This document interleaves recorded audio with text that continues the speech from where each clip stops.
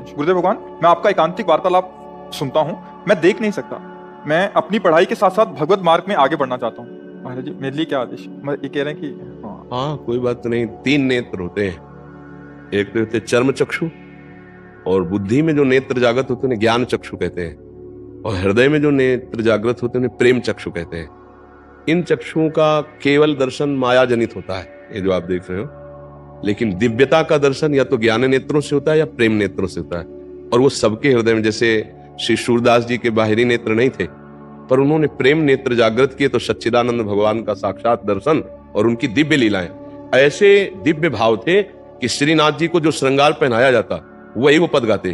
तो कई बार सबको भ्रम हुआ कि बाबा के नेत्र वास्तविक नहीं है, क्योंकि जैसा पाग जैसे वैसे वो वर्णन करते। तो एक दिन परीक्षा के लिए पर्दा लगाया गया और बाहर बैठे श्री सूरदास जी।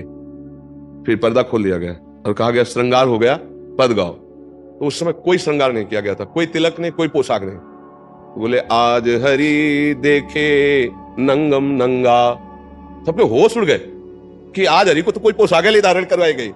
तब पूछा कि बाबा वास्तविक आपके नेत्र है? तब उन्होंने लिखा देख लो दोनों नहीं है। तो हम ये कहना चाहते हैं कि जिसके बाहरी नेत्र नहीं है संसार के, तो ऐसा ना समझे, उसके 2 नेत्र और खुल सकते हैं, एक ज्ञान नेत्र और एक प्रेम नेत्र। ज्ञान नेत्र खुल गए तो बिना पढ़े सारे वेद कंठस्थ अपने आप जागृत हो जाते हैं, वेदों का रहस्य प्रकाशित हो जाता है। नाम जब से जो राम राम नहीं बोल पाते थे, उन्होंने बड़ी सुंदर ग्रंथ रचना कर दी।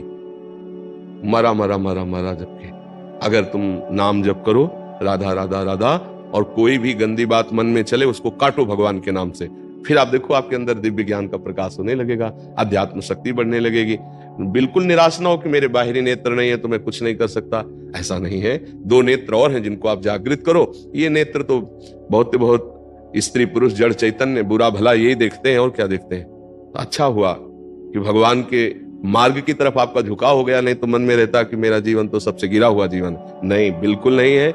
आप नाम जप करके सबसे महान बन सकते हैं। कितने ऐसे देखो, बिल्व मंगल जी ने तो अपने नेत्रों को फोड़ ही दिया था, इसीलिए कि ये संसार देखते अब मैं कृष्ण को देखना चाहता हूं।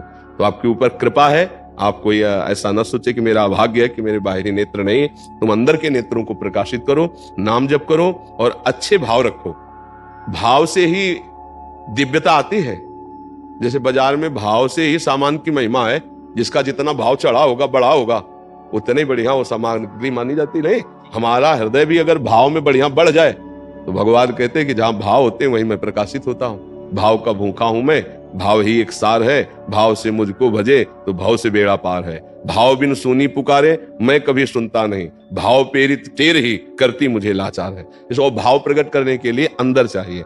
अंदर नाम जप करो, अच्छे भाव रखो, तो लौकिक और पारलौकिक दोनों उन्नति होती है। भगवान के नाम जप से यही परलोक सकल सुख पावत, मेरी सुभैया कृष्ण गुण संचु। इस लोक और परलोक में सब जगह सुख की प्राप्ति होती है। और आपने भले हमें देखा ना हो, लेकिन आपको हम देखा है। आप खड़े थे ना मार्ग में, हाँ। अगर भीड़ ना होती तो मैं आपके पास आके राधे राधे बोलता कि आप मत सोचना कि आपने देखा नहीं, हम आपको देखा और आपसे राधे राधे किया। आप खड़े थे, रमण रेती में खड़े थे। हम हर व्यक्ति को एक दृष्टि देते हैं कि तुम रात्रि में आके खड़े हुए हो। जब इनको देखा तो लगा इनको कैसे पता चले कि मैंने इनको देखा। तो भगवान की कृपा से आप एकांतिक में आ गए, तो हम आपको बताए हमने आपको देखा। आपने हमें देखा कि नहीं देखा? ओ, हमने आपको देखा तो बस आप समझ लो कि देखा।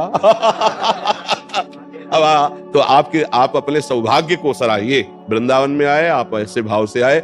लाखों में देखते सबको है, पहचान किसी की नहीं होती, लेकिन आपकी पहचान रखा, आपका भाव रख। हम अगर भीड़ ना होती तो हम आपके पास जाते। पहले तो हमने सोचा कि कोई माला अगर हमें मिली होती तो तुम्हें जरूर माला पहनाते, क्योंकि हमारी दृष्टि गई थी तो हमें लगा था कि आप हमें नहीं देख रहे, लेकिन हम आपको देख रहे हैं। हे प्रभु, आप इस रूप में आए, आपका मैं स्वागत करता। तो आपने अवसर दिया, आप यहाँ आए, बड़ी कृपा आपके ऊपर। आप अंदर नाम जप कीजिए। अपने को कभी भी ऐसा मत मानिए कि मेरे बाहरी नेत्र नहीं तो मैं असमर्थ हूं। नहीं, जो सर्वलोक महेश्वर है वो नाम जापक के साथ रहता है। अगर हम नाम जप रहे हैं तो भगवान हमारे साथ है, हम अकेले नहीं है ना। देखो, कई लाख पदों के रचयिता हैं सूरदास जी, और एक भी अक्षर का कोई पढ़ाई लिखाई नहीं। कई लाख पद के रचयिता। ये है आध्यात्मिक नेत्र और आध्यात्मिक ज्ञान। कई लाख पद की रचना करने वाले महापुरुष। तो आप नाम जप कीजिएगा, ठीक है? सत्संग सुनिए और नाम